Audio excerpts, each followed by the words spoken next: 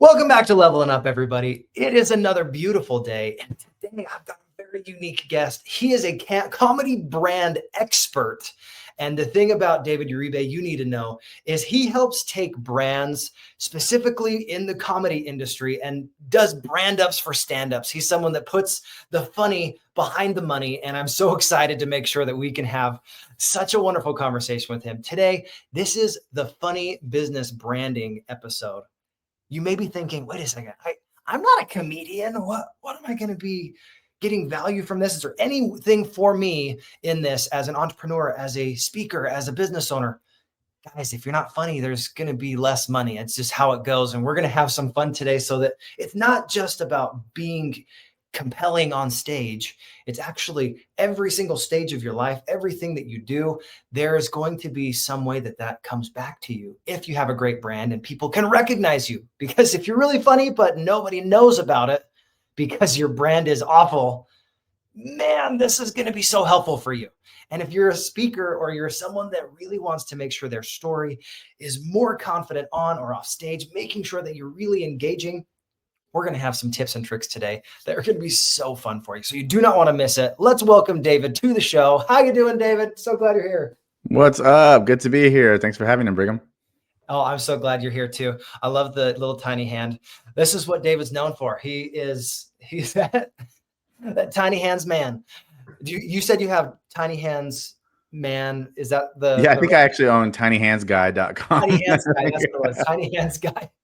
So eventually that's going to be like a huge site. We just know tiny hands, but big money. Everything looks David, huge. give us a quick background on yourself. Why do you have such a passion about helping comedians become seen, get paid, and build a brand that's recognizable?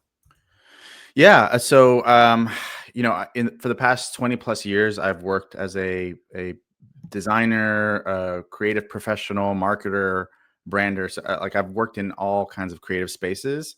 And in that time, I've also been a stand-up comedian, an improv performer, created like silly content online. And, when I realized that like both of those are superpowers and like when I can combine them both, I can make an even bigger impact. I felt like, man, this is my calling to bring more laughter in the world and to do it in a way that I can leverage my skills. And so, I work with a lot of professional comedians who've been doing it anywhere from 5 to 27, 20, 30 plus years. And I want to help them get seen, booked, and paid even more. So that's my passion. That's what I'm about.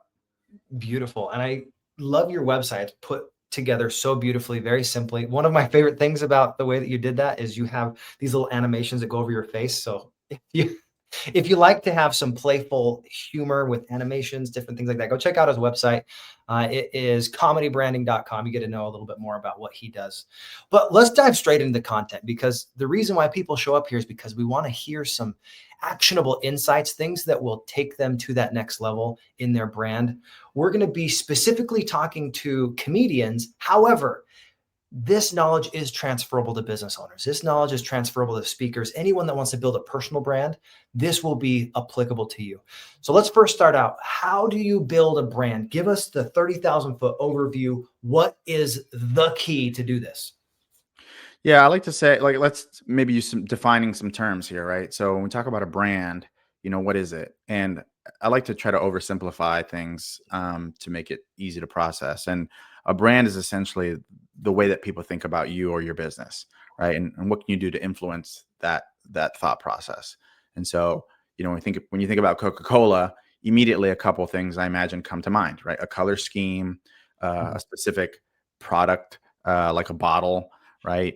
You might think of even Santa Claus or polar bears. And that's something that over the many years of them being in business, they have kind of, fed us literally and figuratively, like, the way that they want to be perceived as an organization. And any person who is a comedian is essentially a small business owner. Like, you are the owner and you are the product, you are the business. And so I think it's super valuable to think about, like, how can I influence the way people think about me as a performer, as a product, as an entertainer. And so, I like to say that I do brand ups for stand ups because I want to help them really, own their brand. And there's a couple of key ways that you can do that. Excellent. Well, help me understand, what does the nuts and bolts look like when you're putting together a brand for someone that maybe is just absent online? When you click on Google and you put their name in, it's not even close to who they are. And you have to like go and search through Google to find anything about them, 5 or 6 pages deep. And that's the best place to hide a dead body, I've heard, is on the Yeah. 5th page of Google. Yeah. So Yeah. definitely tell us a little bit more. What's the nuts and bolts going from, I don't have hardly anything online, to building a quality brand? Yeah. That's a great question. I think, at the base level, I like to talk about like every comedian should have the 5 foundations of a comedy brand, and they build on each other, right? So we'll start at the bottom of the pyramid, so to speak, right? Mhm. So the bottom is what I like to say is visual messaging. Is like, what are the words that describe you as a performer, that describe your act, that describe like what you're all about, and what are Mhm. the visuals that people associate with you, right? So photography, is there a color scheme, so if I were to say to you Carrot Top, what comes to mind for you for that name? Oh, for me, you've got the big hair. You also have this. Because I've seen a lot of his comedy. He's got lots of props. He's a prop comedian. Yeah. So that's the thing that sticks out to me, is he is very energetic and kind of in your face, almost irreverent type of Yeah. comedy. That's what pops out. And so he's done a great job of taking up real estate in your brain because you associate him with props. That's a very unique name, Carrot Top. Like who actually knows his real name? And then a color scheme, right? He is a redhead, so it's like an orange, and he actually has a logo with carrot on there. Another name that you might have kind of visual association for is, I'll just say the name Fluffy. Like, Yeah. what comes to mind? Gabriel Iglesias, he's Yeah. amazing. Yeah. And you've got that big brand where he's like holding his microphone up. Yeah. He's huge, and not just literally, but I mean, he's huge in the sense of his brand is all over the place, and he's not just an actor and a comedian. He's been able to build that brand huge. I love it. Yeah. So like, I think those are names that might be for some comedy fans or even some comedians kind of polarizing because they have a very specific, outlandish, like bubbly, bright, uh, Mhm. visual messaging, visual brand. But the beauty of it is like, you can't forget who they are. Like, I gave you one word and you knew how to describe them. Right. And so that's the opportunity that every comedian has, is to claim a word, claim real estate in your brain as either a fan or as a booker, and that's ultimately what we want to do, is take up space, and we want to be able to stand out. Because if you don't, what happens is, especially in the world that we live in now, where everyone's trying to get on like Kill Tony, like a show like that, where it's a bunch of guys in hoodies, kind of like I'm wearing right now, they stand up on the mic and you can't remember who they were, so you want to build some visual messaging. It's kind of the first step. That's beautiful. So visual messaging, making sure that it's not just simple to remember them, but they're unforgettable because everything they do ties back to that 1 or 2 words that they own. The one that pops up in my head is actual, "You might be a redneck." Yeah. Who is Yeah. that, guys? Yeah. In the chat, go ahead and throw us like, "Hey, who do you know that is?" Yeah. When you If you hear don't the know, word, I'd be surprised because that's one of my favorite comedians. yeah. So you like, obviously Jeff Foxworthy has kind of claimed that word, right? And other guys in that space that are kind of, part of that world as well. They kind of built an ecosystem of like serving that blue collar, Blue collar comedy. kind of redneck, kind of, like unashamed redneck kind of, Get her look. done. Yeah. Absolutely. So yeah, that's a Another great example. example. All right, so So you I guess, said, yeah. oh, go So ahead. we talked about the visual messaging, and ultimately, I'd say that the next level, the next foundation that builds on top of that, like once you have the clarity, is like you need a home base for all that, for that messaging to live, and ultimately that's a website. And so the mistake that a lot of comedians make is they either don't have a website, or it's broken, it's expired, or it's very outdated. And sometimes it's there, but it's so cluttered, you don't know what to do, right? Those are kind of the 4 common mistakes. Mhm. And so I'm a big proponent of having a very simple and clear website with up-to-date photography. that, was really serving the bookers and the fans. So I don't want to overcomplicate things for comedians. I want to simplify. And that's just the way that when people come across you, they now know where to find out more about you. Like if they want to dig into, who you are, the best place to do it is on your website, not on some like link tree where there's 1,000 buttons and you're like, I don't know what to press. Right. So I'd say the second foundation is the website. Excellent. And this is part of your customer journey. Where do you send people when they get to know you? I think this is something that a lot of us in business, we have so many different things we do that if we don't have a simple customer journey, it's difficult for them to know how to interact with us, how to purchase things from us, how to book us so we get on different stages. That's a great point. Now, what's the third one? You said 5 foundations. What's the third one? So again, we're building, right? Visual messaging, it lives on your website. And now you're actually positioned to have an effective social media account. So the third foundation is social media. And so why is that the third one? Because, now you can go online with confidence knowing that you have a brand that represents you. You can have a clear avatar photo. You can leverage the banners on your social media accounts to really describe your comedy in the way that we've already defined it, right? In the first foundation. And ultimately what you want to do is on your social media is you want to be discoverable. First of all, like you want people to be able to find you and figure out that you're a comedian. You want to show your comedy at play. Like you want to give people a taste of who you are, because that's how they're most likely going to find you. And then you want to really point them to the right place. And again, that's where you're going to point back to your website. And so, I like to say that, the website is where the conversion happens, where like the decision where people activate you, but social media is where you get discovered, right? So that's where you get seen. And the website is really the function of helping you get booked and getting tickets sold. Absolutely. If you don't have that opportunity for them to get exposure, they don't have that awareness, that social media will help put your message out there and give them a little taste. You have to have a way to collect that decision. Otherwise, they just will stay fans online. And they won't know where your next show is. That's something I think is really important probably on your websites to know when's the next time you could physically come and see me, or you can look on the schedule. Oh, I have a availability next week and we have a show that just fell through. We need to hire a guy. You have availability. If it's updated on your website, now you have an opportunity. But if it's not Absolutely. updated, then you might have missed that and didn't even know you missed it because it wasn't listed there. Yeah, I'd say the things that people don't realize is these social media platforms like the Instagrams and TikToks and Facebooks, like their whole goal is to keep you on the platform, to keep you enjoying content and scrolling to the next bit of content. Like if they could keep you all day there, they'd be really happy. But as a business owner, as a comedian, like you ultimately want to translate those eyeballs into dollars, right? Like you want to turn that into kind of a long-term, fan base that you can activate, and bring more awareness to your comedy, get more cheeks and seats, as I like to say. So that's the goal. I Yeah. like that.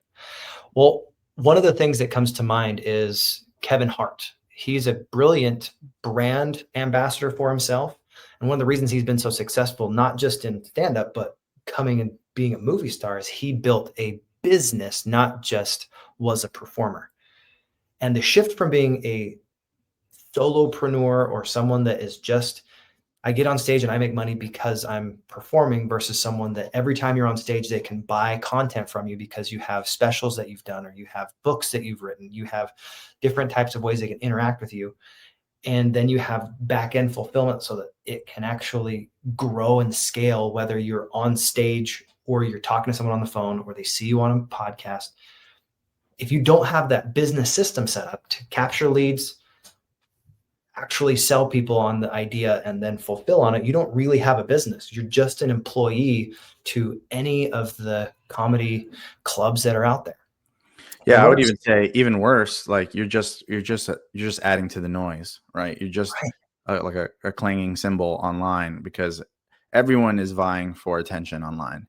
And I think a lot of comedians specifically worry that they see other comedians as competition, but truly, like you're competing with everything online. You're competing just for attention. And so, to your point, like if you can garner somebody's attention with a great comedy bit, a great clip, then you have to activate them. Like that's your prime moment to activate them, from becoming like a person who laughs to a person who actually becomes a fan. Yeah. What does that look like typically in your practice before we go to the next step? Helping Yeah. someone go from interested because they liked your comedy, then they started interacting with you multiple times. Maybe they've watched a bunch of your reels, and then going to the website so they can start that customer journey. Talk to us about what that looks like. Yeah, it's kind of a three-pronged phase. There's a kind of the flywheel concept. Like in marketing, there's the funnel concept, which you alluded to it. Like the top of the triangle essentially is like where most people might fall, and the ones who are interested get closer and closer to the bottom, where they actually make a purchasing decision.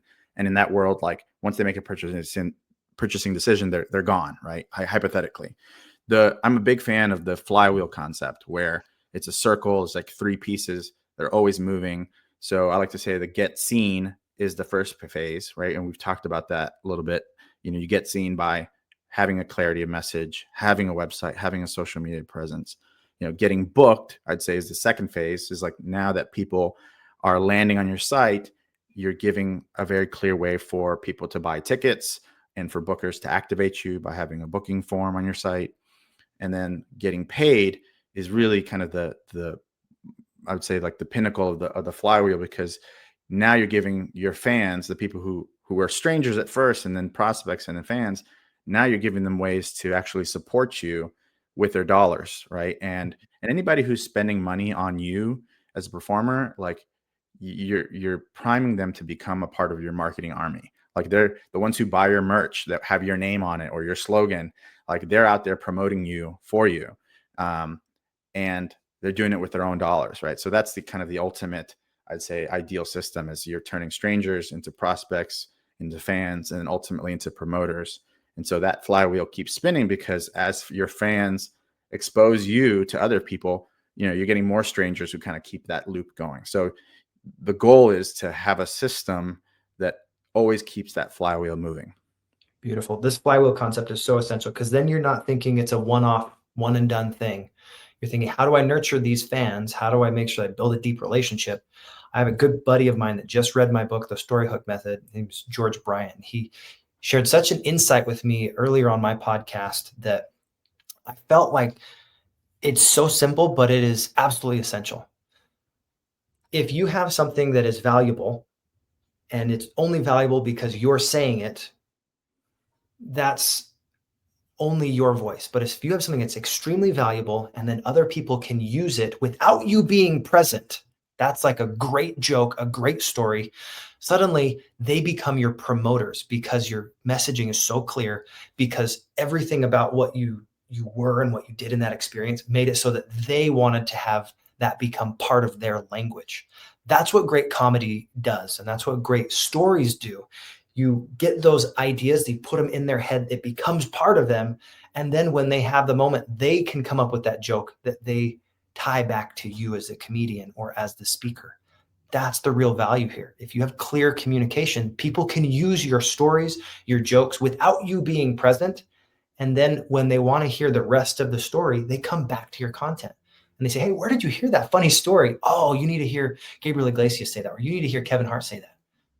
Then they come back and they find your content. That's the promotion thing that I think we're talking about. And it's essential to be able to build a long-term business rather than a fly-by-the-night, candle in the wind type of business. Yeah. So let's go to number 4. You talked about first was visual messaging. Second was your home base with your website. Third is your positioning with social media and your accounts. What's number 4? Yeah, number 4 is having an email strategy. And this is when we talk about how the platforms want to keep you on the platforms. Your main goal as a comedian, as a business owner, is to move people off of the platforms and onto your platform. And your platform, ultimately, like the biggest opportunity you have, is not necessarily to just grow followers and fans on each individual platform, but the long-term value is to collect an email address that you can nurture over time. Because as you know, the platforms, again, like they're more and more getting engineered for you to consume and scroll. The inbox is kind of a sacred space, right? The inbox is where you pay your bills. It's where you contact friends. with deeper things like it's, you interact with your family. And the inbox is actually an opportunity for you to develop a kind of a longer term relationship where people can feel like they know you even more, and like you're not competing at the same level that you are on social media, right? And so I think there's kind of three main pieces to an email strategy that comedians or even small business owners should consider. Is like, one, you got to make it very easy and obvious of why somebody should give you their email address. So I'm a big fan of this idea of having a lead magnet. Like, what's something of high value that you can give in exchange for a simple email address? And so for comedians, it tends to be something along the lines of, hey, I have a special 5-minute set you can't find anywhere else. Join my email list to get immediate access. Boom. Like if I just saw a really funny clip of you online and you're telling me that I can get more that nobody else can see, in a special place by joining your list, I'm more inclined to give you my email address. Another way is like if you're a touring comedian and you say, find out when I'm coming to your town, join the email list. That's again another compelling reason why somebody would give you their email address. So this lead magnet concept of making it very simple is important. Yeah. And then yeah, I'd say kind of an elite level beyond that is like when somebody joins your list, there are tools out there now that you can actually automatically send them like a nurture email sequence, like an automated email, maybe once a day for 5 days, where it doesn't feel like spam. It feels like you're giving them an inside look at your world as a comedian. Because like on email one, let's just say you gave them that special 5-minute set that they can't find anywhere. Like they feel special. And you tell them, hey, by the way, tomorrow I'm going to tell you why I got into comedy in the first place. Now they're intrigued. They're kind of waiting for that next email because they're curious. Like, oh, wow, what's your story? So then email 2, you tell them that story. And then email 3, maybe you tell them, by the way, I'm also on YouTube. If you're not on YouTube, make sure to follow me. Like you're giving them reasons to engage. And then really you can even automate, like if you have merchandise, if you have like a store or a special that somebody can purchase, you can include that on that kind of, those last 4 or 5, email number 4 and email number 5, because now you've kind of warmed up that person you kind of train them in a way to open your emails and get value out of it. And so the biggest brands in the world leverage this strategy. And so comedians and small business owners should do the same. Absolutely. So just to recap, you said email marketing strategy. If you don't have one, you're leaving dollars on the table for sure. Talked about making sure it's easy to do business with you and give them reasons to want to continue to interact. Number 2 was reasons to engage. What was number 3 one more time? You can leverage automation to automatically, build that relationship over time, even while you're asleep, right? Most comedians feel like they can only add value when they're on stage. But truly, if you start collecting email addresses and have a system, you could be adding value ongoing while you sleep, right? You don't need to have necessarily a special. You don't need to be a touring comedian, with big deals in order to monetize. And that's ultimately the monetization is the 5th foundation, which I can get into in a moment. But yeah, the email strategy I think is key to allow you to monetize. That's huge. When you look at monetization, this is probably the topic we're going to end on, but I wanted to hear what is the biggest pitfall for people with monetizing, and then we're going to get into some strategies about how to do that in practicality. Yeah, I'd say, like I mentioned, like for comedians, the be all end all that a lot of comedians think is for them is, I just need to be getting paid more per gig. Like I want these comedy clubs to pay me more, or I want these corporate gigs to pay me more. I want to be able to raise my rate. And that's understandable because you are bringing value. But if you are a slave only to the price that you can, be paid when you're on stage, then that's where people start making desperate decisions, and you can sense that desperation, right, with every conversation you have with a booker or as you're looking for opportunities. So the real opportunity with monetization is to have multiple streams of income that again are kind of, I would say, ideally automated, so that the more you put out offers, the more people are willing to take you up on it and pay you. So that's kind of a very oversimplified approach, but I think that's the big opportunity is to see, your comedy career doesn't need to be solely on demanding higher rates, which eventually will happen, the more you get on stage and the more you do it. The real opportunity is to have, different offers that you can make even when you're not on stage. Yeah, that's huge. Think about it this way, guys. On stage, if you get in front of 1,000 people and you are so compelling on stage and funny that they're like, man, I want to know more about you. I want to experience what you have. If you have a high ticket offer that you give, you may be able to sell a handful of people from that after they've come through your process. But if they don't know about you, there's no way they're going to buy your high ticket stuff. If they don't know that you even have other content because you don't reference it either in your material or you don't talk about how you go travel for being on different stages all over the place. Some bookers that are in the audience might be like, well, they're local here, but I don't know if they're going to come all the way to California for this show. This is something that you want to weave into your act. This is something you want to do to make sure that people are always thinking, oh, I want to get more things from them. I want to know more about them, because you're building that relationship. And when people pay, they pay attention. If they don't pay for your comedy, there is a good chance that they'll be like, well, that was a funny joke. I'm going to swipe next. Yeah. That's very different than I paid $100 to have these 3 comedy specials that you can't get anywhere else. And I'm going to enjoy this with my whole family. We're going to get popcorn. We're going to watch this. That's a very different purchaser and someone that is really committed to your vision and goal. If they don't just buy one thing, they buy everything you have to offer. So in monetization, there's so many different ways. Merchandise, there's things you can do with the digital assets of creating books or things of that nature. What is the low-hanging fruit for new comedians to be able to start making money, even if they're not getting paid to perform yet? Yeah. The lowest hanging fruit is selling some form of merchandise, right? Mm-hmm.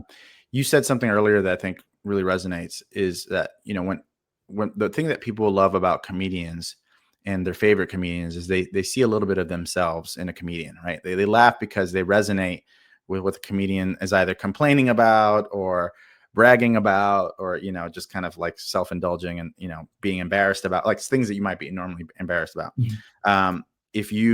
If you have like a slogan or some kind of punchline that other people can identify, that they can identify with, like, that's a great thing to put on a piece of merchandise, whether it's a mug or a shirt or a hoodie or a hat, a koozie. Like, there's really no. What's that? A koozie is like the little can. It's like a little sweater for your cans. A sweater for your can. Yeah, for You your can can. knit those. Is that right? What's that? You Yeah, can. I kind of get my little hands in there and make it happen.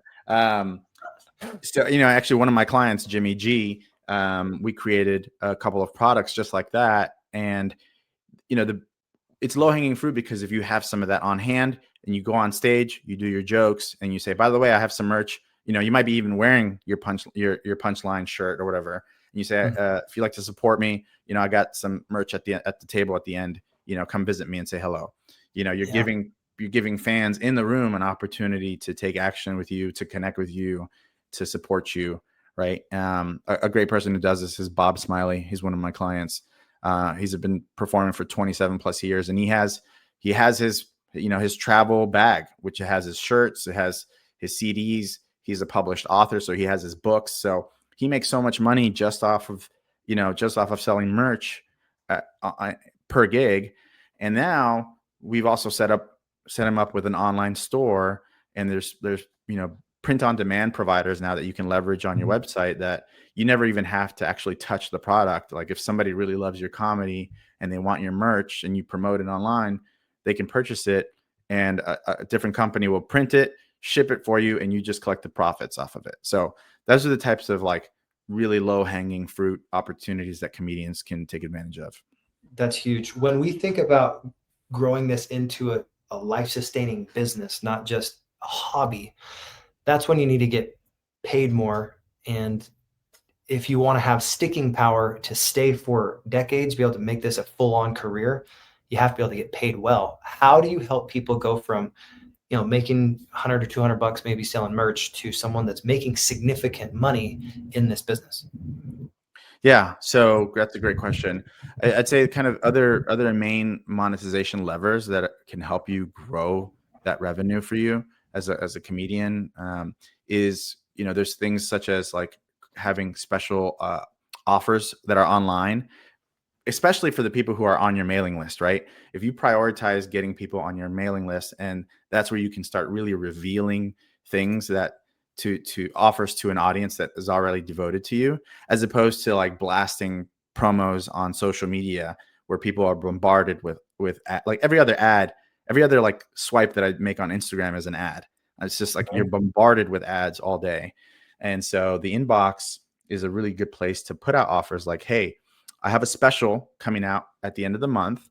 If you want early access to it, just pay $5 and use this platform to get early access. Like that's one quick way to give people a reason to pay you for something that's already going to happen, right? It might even be a free special that you're doing on YouTube, but because your fans are devoted to you and they're excited and you've warmed them up to this, idea, they're going to happily pay you some money there. I'd say an even bigger opportunity is to have a membership offer using a platform like Patreon as an example, where you offer special tiered access to you or to some of your special content, right? A lot of comedians now have podcasts.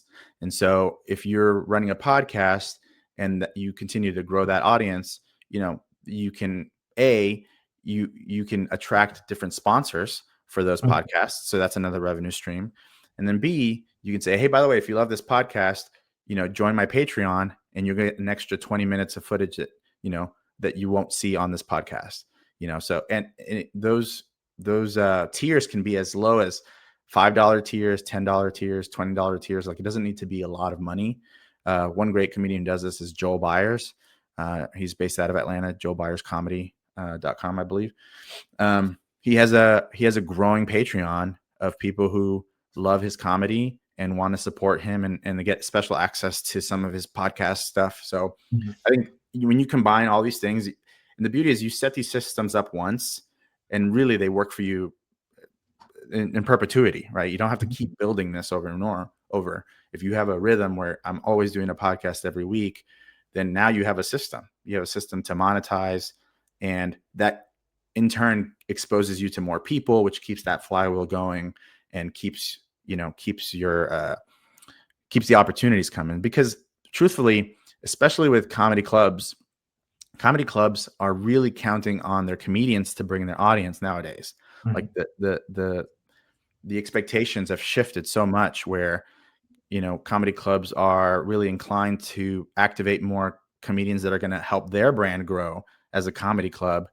And so I find that a lot of really seasoned comedians who don't have a strong online presence are starting to resent that because, there's a lot of TikTok comedians, right? Who young whippersnappers who are good with technology have thousands of followers, but they get on stage and they have like 5 minutes of material. The comedians who are seasoned are like, man, I wish I had that following. I want that. I want those opportunities. So that's a long-winded way of saying like, there's just so many ways to grow revenue. And those are some opportunities available. Beautiful. Well, I would love to just recap what we just went over for those of you that came in. You're like, man, I need to understand what we just talked about. And then I want kind of the summary from you as well. What I'm hearing is if we have a strong foundation in our brand, as a comedian, as a speaker, as an author, as a leader, then you're going to be creating opportunities instead of waiting for opportunities.